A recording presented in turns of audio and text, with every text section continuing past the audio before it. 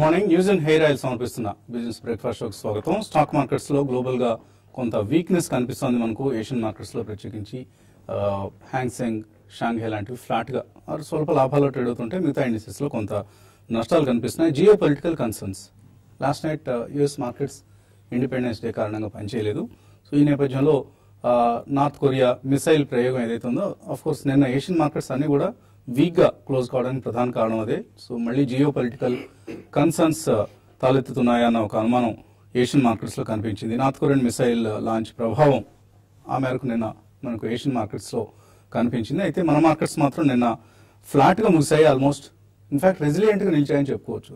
ఎందుకంటే హ్యాంగ్సెంగ్ లాంటి ఇండెక్స్ ఒక దశలో 300-400 పాయింట్లు పడినా కూడా మన ఇండెక్స్ మాత్రం స్వల్ప నష్టాలతో కొద్దిపాటి బలహీనతతోనే ట్రేడ్ అయింది. సో 9500, 9700 కన్సాలిడేషన్ కొనసాగుతోంది అని చెప్పుకోవచ్చు. మనకు నిఫ్టీకి సంబంధించి 9500 is a strong support level, whereas 9650 ఆ పైన మాత్రం మార్కెట్స్ కి ఒక రెసిస్టెన్స్ ఎదురవుతోంది.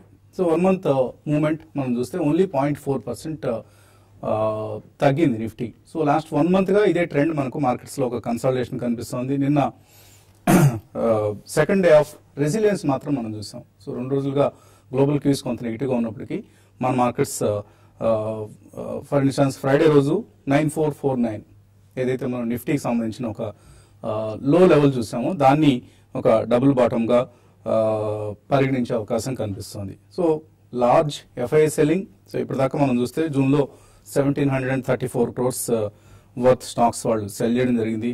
జూలైలో కూడా సెల్లింగ్ కొనసాగుతోంది. సో ఒక లార్జ్ ఎఫ్ఐ సెల్లింగ్ ని, వీక్ గ్లోబల్ క్యూస్ ని కూడా మనం డైజెస్ట్ చేసుకొని అక్కడే స్టాండ్ స్టిల్ గా నిలిచే ప్రయత్నం చేస్తున్నాయి మన మార్కెట్స్.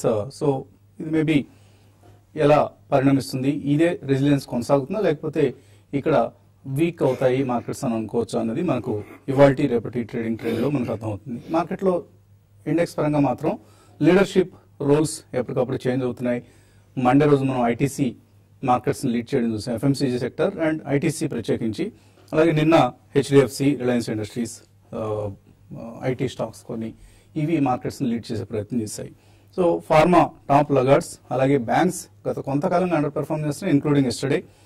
సో బ్యాంక్ నిఫ్టీలో మేబీ రాబోయే రోజుల్లో మనం ఈ సెక్టర్ లీడర్షిప్ చేంజ్ కారణంగా మేబీ బ్యాంక్స్ కావచ్చు, ఫార్మా కావచ్చు, ఆటోస్ కావచ్చు, ఇటువంటివి మళ్ళీ అవుట్ పెర్ఫార్మ్ చేసే అవకాశం కోటి పడేయలేం. ఎందుకంటే మార్కెట్స్ లో పాజిటివ్ బయాస్ కొనసాగుతుంది కాబట్టి ఎప్పటికప్పుడు సెక్టర్స్ చేతులు మారుతున్నాయి. సో ఆపరేటర్స్ కావచ్చు ఆర్ మార్కెట్ ట్రేడర్స్ కావచ్చు సెక్టరల్ చర్న్ ని కొనసాగిస్తూ తీసుకెళ్తున్నారు ముందుకి. సో మిడ్ క్యాప్స్ లో మాత్రం మనం ఇంకా కొంత వీక్ ట్రెండే మనం గమనిస్తున్నాం. 3.5% రీసెంట్ హైస్ నుంచి తగ్గింది. అయితే మిడ్ క్యాప్స్ కూడా లాస్ట్ 2 days గా 1:1 నిష్పత్తిని విడిచిపెట్టకుండా అడ్వాన్స్ డిక్లైన్స్ లో ఆ రెసిలియన్స్ కూడా మనకు కొంతమేరకు మనకు కనిపిస్తుంది. సో ఇలా ఎప్పటికప్పుడు స్టాక్ స్పెసిఫిక్ గా యాక్షన్ కొనసాగుతూ ఇండెక్స్ మాత్రం కన్సాలిడేట్ అవుతోంది. So second half, first half లో మనం అనుకున్నాం Nifty and Sensex have given almost 17% return ఇచ్చాయి and mid cap index has given 27%. So second half లో మేబీ ఇండెక్స్ పరంగా కొంత ఫ్లాటిష్ ట్రెండ్ ఉంటుంది అని అనుకునే అజంప్షన్ ఉంది. ఎందుకంటే ఇక్కడ 3 ప్రధానమైన అజంప్షన్స్ మనకు కనిపిస్తున్నాయి. జిఎస్టీ రోల్అవుట్ స్మూత్ గా జరుగుతుందన్నది ఒక అజంప్షన్. ఇప్పుడు కొద్దిగా చిన్న చిన్న హర్డిల్స్ మనం చూస్తున్నప్పుడు కూడా ఒక 1-2 నెలల్లో సమస్య పోతాయి అనేది ఎక్కువ మంది ఊహించే విధానం. అలాగే కార్పొరేట్ ఎర్నింగ్స్ లో కొంత మేబీ రికవరీ ఉండొచ్చు. జూన్ క్వార్టర్ ఎలా ఉంటుంది అనేది మరి కొద్ది రోజుల్లో తెలియబోతోంది. I mean April to June quarter. అలాగే ప్రైవేట్ సెక్టర్ క్యాపెక్స్ రీస్టార్ట్ అవుతుంది అన్న అజంప్షన్ మరొక కీలకమైన అజంప్షన్. సో ఈ 3 అజంప్షన్స్ కనుక వర్కౌట్ అయితే మార్కెట్స్ లో ఎటువంటి భయపడాల్సిన అవసరం లేదు, పాజిటివ్ ట్రెండ్ కొనసాగుతోంది. ఇవన్నీ కూడా చాలా పవర్ఫుల్ అజంప్షన్స్, ఏదో ఊరికే చిన్న చిన్న క్యూస్ మాత్రం కావు. అన్నిటికీ కూడా మార్కెట్స్ ను ముందుకు నడిపించగలిగిన చోదక శక్తి కలిగిన అంశాలు. సో ఈ 3 వర్కౌట్ అవుతాయని మనం ఆశిద్దాం. అండ్ మార్కెట్స్ లో ఎప్పుడు స్మార్ట్ ప్లేయర్స్ మాత్రమే లాభాలు అంతాయి, అందులో ఎటువంటి సందేహం లేదు. ఏదో ఇక్కడ సన్యాసులాగా కూర్చుంటాం, సాధువుల్లాగా సాధు పొంగువుల్లాగా ఉంటాం అంటే డబ్బులు రావండి. సో సెయింట్స్ లాగా ఉంటే ఉపయోగం లేదు, స్మార్ట్ గా ఉండాలి, షార్క్స్ లాగా ఉండాలి. అంటే షార్క్స్ ఎలా ఉంటాయో మనందరికీ తెలుసు. సో ఆ విధానంలోనే డబ్బులు వస్తాయి. లాస్ట్ ఫ్యూ డేస్ లో మనం చూసాం కొన్ని stocks. Venky's India for instance 2017లో 279% రిటర్న్ ఇచ్చింది అండ్ లాస్ట్ 4 days లో 30% కంటే ఎక్కువ పెరిగింది. సో జూన్ 30th రోజు 1636 rupees Venky's India share price, నిన్న 2085 అంటే 550 రూపాయలు పెరిగింది. సో అటువంటి ఒక పవర్ఫుల్ మూవ్ కొన్ని స్టాక్స్లో మనం చూస్తూ ఉన్నాం. సో ఒక mid cap stock, expensive stock ఇంతగా పెరుగుతోంది అంటే there are some reasons of course attribute చేస్తున్నారు. బీఫ్ బ్యాన్ ఏదైతే ఉందో అది వెంకీస్ కలిసి వస్తుంది. పౌల్ట్రీ ఉత్పత్తులకి డిమాండ్ పెరిగింది. బీఫ్ తినడం తగ్గించిన వాళ్ళు పౌల్ట్రీ వైపు అంటే చికెన్ వైపు మళ్ళుతున్నారు అనేది ఒక అంశం. రెండవది అది ఎంతవరకు నిజం అనేది మనకు తెలియదు, బట్ అదొక ఎజంప్షన్. రెండవది raw material prices, soya for instance year on year 30% తగ్గింది మేలో. అలాగే కార్న్ ప్రైసెస్ 10% తగ్గాయి. ఇవన్నీ వీళ్ళకి ప్రధానమైన రా మెటీరియల్స్. సో దాని ప్రభావం కొంత, ఇలా రకరకాల ఫ్యాక్టర్స్తో కొన్ని స్టాక్స్లో మనం చాలా స్ట్రాంగ్ పెర్ఫార్మెన్స్ చూస్తున్నాం. ప్రధానంగా కన్జంప్షన్ ఓరియంటెడ్ స్టాక్స్. నిన్న మొన్న కూడా మనం ఇదే మాట అనుకున్నాం. జిఎస్టీ వచ్చిన తర్వాత బాగా లాభపడేవి ఏవి అంటే కన్జంప్షన్ రిలేటెడ్ థీమ్స్.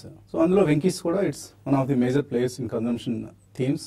అలాగే నిన్న మనం అనుకున్న టాటా కాఫీ కావచ్చు, ఇవాళ కూడా ఒక కన్జంప్షన్, ఒక విచిత్రమైన కన్జంప్షన్ థీమ్ని, స్టాక్ని మనం వాల్యూ బైగా చూడబోతున్నాం. ఈలోగా అనలిస్ట్ ఏమంటున్నారో అది తెలుసుకుందాం. సో ఒక కొంత రెసిలియన్స్ మనం గమనిస్తున్నాం. మండే స్ట్రాంగ్ పెర్ఫార్మెన్స్ తర్వాత నిన్న గ్లోబల్ వీక్నెస్ కూడా తట్టుకొని మార్కెట్స్ నిలబడే ప్రయత్నం చేశాయి. కొనసాగుతుంది రెసిలియన్స్ అనుకుంటున్నారా? యా, ఐ థింక్ డెఫినెట్లీ అండి రెసిలియన్స్ అయితే కొనసాగే అవకాశం ఎక్కువ కనిపిస్తుంది. ఎందుకంటే మనకి జిఎస్టీ వచ్చిన తర్వాత కూడా చాలా మంది వాదన ఏమనిపిస్తుందంటే సిపిఐలో ఉన్న అంశాల్లో ఎక్కువ మనకి ఇన్ఫ్లేషన్ గ్రోత్ అనేది కనబడదు, కాబట్టి RBI May going for rate cut అని అదొక వాదన మనకి వినిపిస్తుందండి. అండ్ సెకండ్లీ మనకి జూన్ క్వార్టర్ రిజల్ట్స్ మీరు మెన్షన్ చేసినట్టు it will be A mixed bag. ఎందుకంటే కొంతమంది జిఎస్టీ వస్తుందని ర్యాపిడ్ ఫైర్ లాగా సేల్స్ కూడా ఎక్కువ చేశారు, ఇన్వాయిసింగ్ కూడా చేసేసారు. సో అది will it going to reflect in September quarter, that's yet to be seen. So overall మనకి domestic funds are definitely buying in the market. So FI selling కూడా వాళ్ళు అబ్జర్వ్ చేసి I think they are strongly building a bridge. So ఈ కారణం వల్ల resilience అయితే ఉంటుంది, but consolidation phase కూడా కొద్దిగా ఎక్కువే కొనసాగే అవకాశం కనిపిస్తుందని. And post this result season maybe 15th of August దాకా కూడా మనకి 30 to 45 days ఆడిటెడ్ రిజల్ట్స్ కూడా టైం ఉంటుంది. కాబట్టి I think this will be a consolidation period అండి. పోస్ట్ దాట్ మనకి సెప్టెంబర్ క్వార్టర్ రిజల్ట్స్ అయిన తర్వాతనే ఈ GST implementation is as right now on track అని కొద్దిగా మనకి నేషనల్ ఛానల్స్ లో కూడా చూస్తున్నాం. ఈ cross border inter state and inter state check పోస్ట్లు అన్ని కూడా సడన్లీ వానిష్ అయిపోయి truckers are really feeling very happy about it.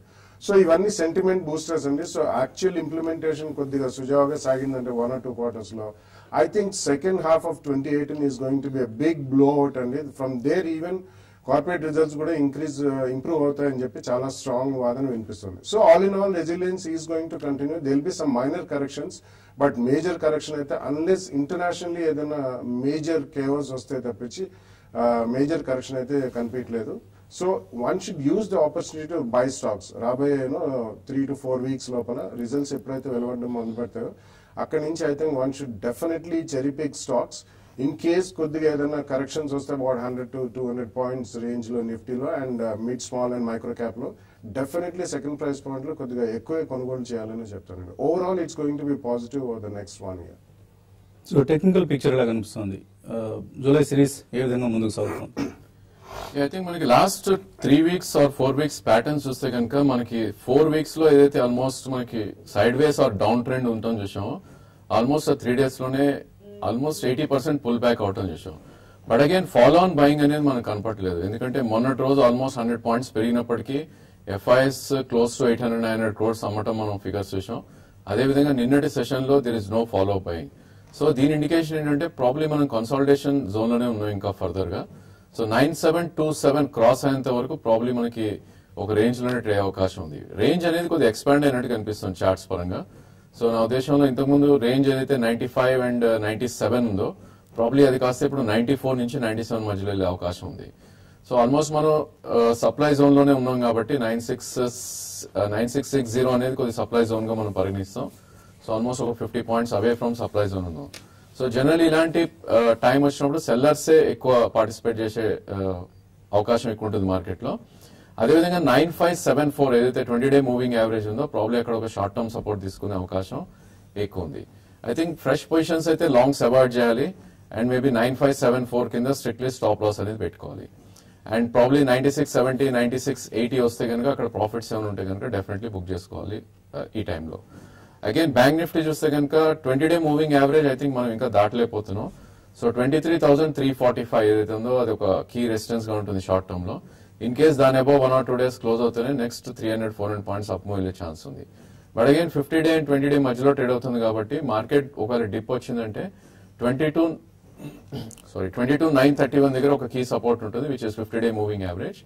Maybe ఒక 200-250 పాయింట్స్ పడితే బ్యాంక్ నిఫ్టీ కూడా లాంగ్ పొజిషన్స్ క్రియేట్ చేయొచ్చు. Immediately longs I don't think you should do. అదేవిధంగా stocks ఏవైతే లోవర్ లోస్ ఫామ్ అవుతున్నాయో వాటిలో షార్ట్ పొజిషన్స్ క్రియేట్ చేయొచ్చు. ఎందుకంటే మార్కెట్ ప్రాబ్లీ సప్లై జోన్ లో ఉంది కాబట్టి షార్ట్స్ కి ఎక్కువ మొగ్గు చూపుతారు ట్రేడర్స్ కాబట్టి నా ఉద్దేశంలో అలాంటి stocks we need to pick. So దానిలో ఫోర్టీస్ హెల్త్ కేర్ ఒకటి మొన్న లోవర్ లోస్ రావటం చూసాం. అదేవిధంగా జస్ట్ డైల్ మళ్ళా నిన్న కూడా లోవర్ లో రావటం చూసాం కాబట్టి ప్రాబ్లీ కొంచెం పుల్ బ్యాక్ ఉండొచ్చు. సో ఈ స్టాక్స్ లో షార్టింగ్ ఆపర్చునిటీస్ మనం డెఫినెట్లీ చూసుకోవచ్చు.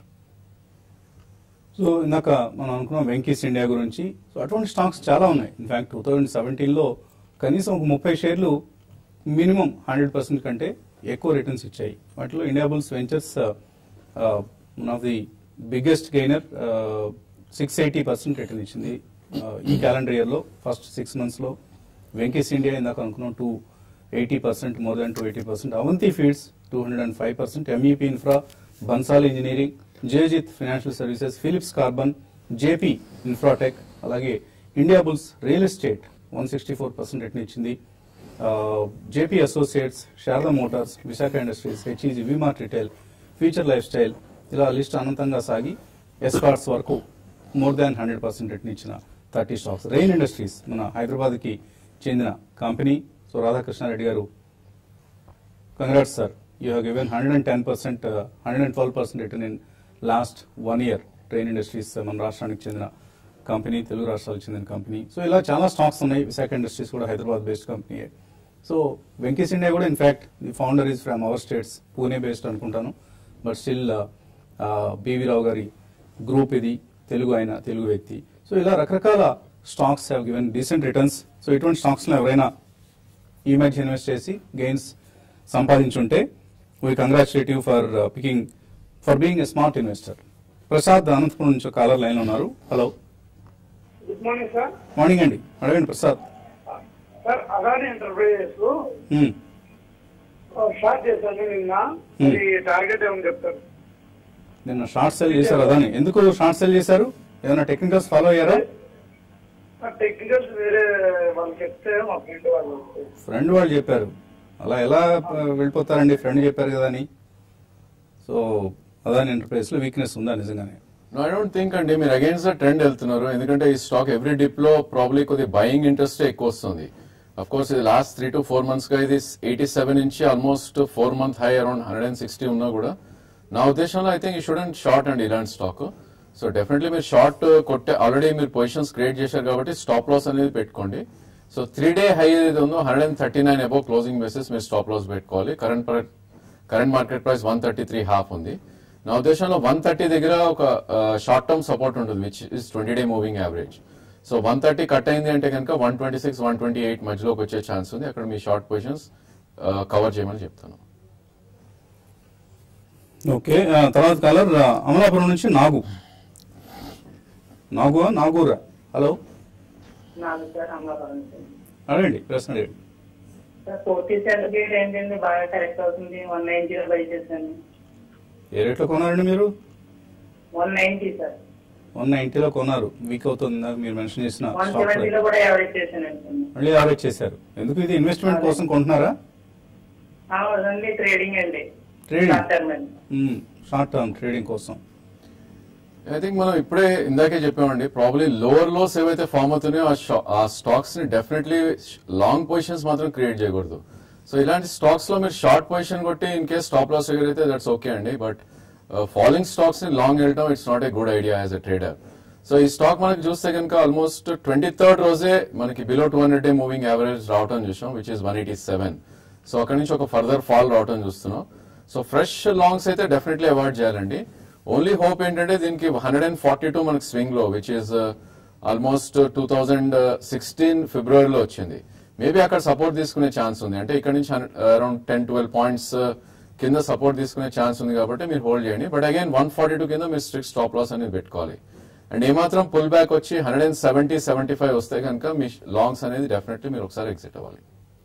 సో జూలైలో చాలా మంది ఐకానిక్ పర్సనాలిటీస్ పుట్టారు. ఈ నెలలో మహానుభావులు చాలా మంది పుట్టారు. Sundar Pichai, Google's Indian origin CEO, మనందరికీ తెలిసిన మనిషి. అలాగే హ్యారీ పాటర్ సిరీస్ రాసిన జేకే రౌలింగ్, తర్వాత దలై లామా పూజనీయులు, అలాగే ప్రియాంక చోప్రా, MS ధోని, PV సింధు, ఇలాంటి వీళ్ళందరూ కూడా చాలా ఫెయిల్యూర్స్ నుంచి, రిజెక్షన్స్ నుంచి సక్సెస్ అయిన మనుషులు. అలాగే మా చైర్మన్ బిఆర్ నాయుడు గారు అండ్ భవదీయుడు కూడా జూలైలో పుట్టాడు. సో అందుకోసం ఇవన్నీ మెన్షన్ చేస్తాను అనమాట. గుడ్. సో ఈ జూలైలో రికమెండేషన్స్ కూడా అలాగే మనకు చక్కటి వెల్త్ క్రియేట్ చేస్తాయి. మరి ఏ రికమెండేషన్ ని ఇవాళ వాల్యూ బైగా ఇవ్వబోతున్నాం, బ్రేక్ తర్వాత చూద్దాం.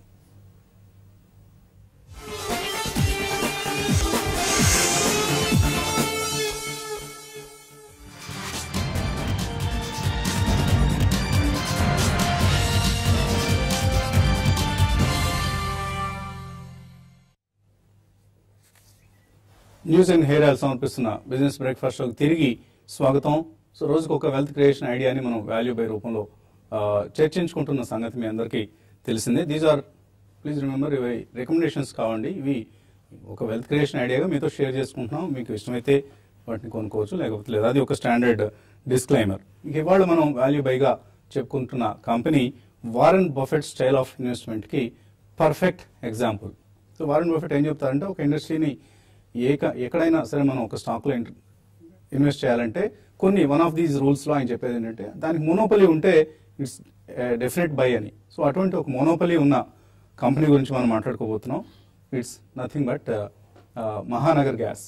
సో మహానగర్ గ్యాస్ అనేది ముంబై అలాగే ఛత్తీస్గఢ్ రాష్ట్రంలో కొన్ని ప్రాంతాల్లో సిటీ గ్యాస్ డిస్ట్రిబ్యూషన్ లో ఇమిడి ఉన్న కంపెనీ ఇది. సో ఈ కంపెనీ పైప్డ్ గ్యాస్ సరఫరా చేస్తూ ఉంటుంది. అలాగే CNG ఆటోమొబైల్స్ అవసరమైన కంప్రెస్డ్ న్యాచురల్ గ్యాస్ ని సరఫరా చేస్తూ ఉంటుంది. సుమారుగా 70% రెవెన్యూ CNG నుంచి, మిగతాది ఈ పైప్డ్ గ్యాస్ డిస్ట్రిబ్యూషన్ ద్వారా సంపాదిస్తున్న కంపెనీ ఇది. ముంబైలో మరి ఇంకా ఏ ఇతర కంపెనీ కూడా గ్యాస్ డిస్ట్రిబ్యూషన్ కి అవకాశం లేదనమాట. అలా ఒక నగరం మొత్తానికి మోనోపలి ఉన్న కంపెనీ ఇది మహానగర్ గ్యాస్ అనేది. మనందరికీ పరిచితమైన కంపెనీ. 985 రూపీస్ ప్రస్తుతం share price, 9,730 crores market capitalisation, and one of the largest players in the city gas distribution business అనమాట. సో చాలా ఎంట్రీ బ్యారియర్స్ ఉంటాయి. కాంపిటేటర్స్ అంత ఈజీగా రాగలిగే ఇండస్ట్రీ కాదు ఇది. రెండో కంపెనీకి మేబీ ప్రభుత్వం అవకాశం ఇస్తే మాత్రమే ఆ నగరంలో మరొక గ్యాస్ సరఫరా కంపెనీ రావడానికి అవకాశం ఉంటుంది అనమాట. సో చాలా ఆసక్తికరమైన అంశాలు, పెద్ద కథే ఉంది మహానగర్ గ్యాస్ సంబంధించి. బట్ ఈ 5-6 నిమిషాల్లో మనం మాట్లాడుకోలేం కాబట్టి కొన్ని హైలైట్స్ చెప్తాను నేను. రాబోయే రోజుల్లో ఎటువంటి గ్రోత్ ఆపర్చునిటీస్ ఉన్నాయి, ఎందుకంటే ఇంటర్నేషనల్ గ్యాస్ ప్రైసెస్ పెరిగినా కూడా డిస్ట్రిబ్యూషన్ గ్యాస్ కంపెనీస్కి ఏంటంటే ఫిక్స్డ్ మార్జిన్స్ ఉంటాయి. సో ఎంత క్రూడ్ ప్రైస్ పెరిగినా తగ్గినా కూడా వాళ్ళ మార్జిన్స్ మాత్రం ఫిక్స్డ్ అనమాట. సో అంత స్ట్రాంగ్ స్టోరీ ఈ కంపెనీది. So 10% of city piped gas coverage పెరుగుతున్న కొద్దీ ఇప్పుడు ఉన్నది ఇంకా 10%. సో సిటీ లో గ్యాస్ నెట్వర్క్, గ్యాస్ వినియోగదారుల సంఖ్య పెరుగుతున్న కొద్దీ కంపెనీకి ఆదాయం పెరుగుతుంది, లాభాలు పెరుగుతాయి అనమాట. సో 90% ఇంకా ముంబై కవర్ చేయడానికి ఈ కంపెనీకి స్కోప్ ఉంది.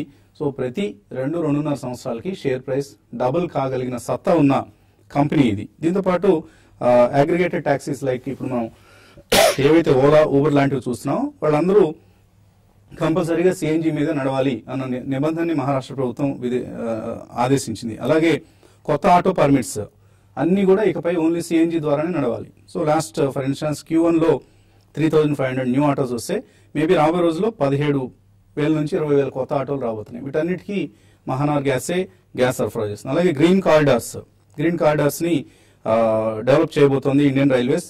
వాటిలో కూడా ఎక్కడికక్కడ ఇంధనంగా ఓన్లీ గ్యాస్ నే వాడాల్సి వస్తుంది. అలాగే 2 వీలర్స్ లో గ్యాస్ పైలట్ ప్రాజెక్ట్ ని మహానగర్ గ్యాస్ లాంచ్ చేసింది. అండ్ చాలా రెగ్యులేటరీ పుష్ మనకు క్లీనర్ ఎనర్జీస్ వైపు కనిపిస్తుంది. కాబట్టి మహానగర్ గ్యాస్ ముందున్న అవకాశాలు అంతు పొంతు లేవు. రేపు రాబోయే భవిష్యత్తులో దేశంలోని ఇతర నగరాల పట్టణాలు కూడా తన నెట్వర్క్ ను విస్తరింపజేసి చక్కటి పెర్ఫార్మెన్స్ పోస్ట్ చేసే అవకాశం ఉన్న కంపెనీ. ఫైనాన్షియల్ ఇయర్ అంటే కరెంట్ ఫైనాన్షియల్ ఇయర్ లో 46 రూపాయలు EPS ని మనం ఎక్స్పెక్ట్ చేయొచ్చు. దీని మీద ఇప్పుడున్న PE ఏదైతే ఉందో అది ఓన్లీ 21 సో ఇంకా కనీసం మనకి 1 year టార్గెట్ చూస్తే 1400 to 1500 రూపీస్ అయ్యే ఛాన్స్ ఉన్న స్టాక్ ఇది. అండ్ ఎప్పుడు కూడా ఈ కంపెనీకి లాభాలు పెరగటమే తప్ప క్షీణించే అవకాశం ఎంత మాత్రం లేదు. There is no zero possibility of the profits coming down అనమాట. అటువంటి చాలా ఫ్యూ కంపెనీస్లో మహానగర్ గ్యాస్ ఒకటి. సో తప్పనిసరిగా చక్కగా కొనుక్కొని కొద్ది షేర్లు అయినా సరే, 1000 రూపాయలు ఉంది కదా అని జంకకుండా 10 షేర్లు, 20 షేర్లు, 30 షేర్లు మీ పోర్ట్ఫోలియో సామర్థ్యాన్ని బట్టి ఇన్వెస్ట్ చేయదగిన కంపెనీ ఇది మహానగర్ గ్యాస్. సో ఇది ఇవాల్టి వాల్యూ బై.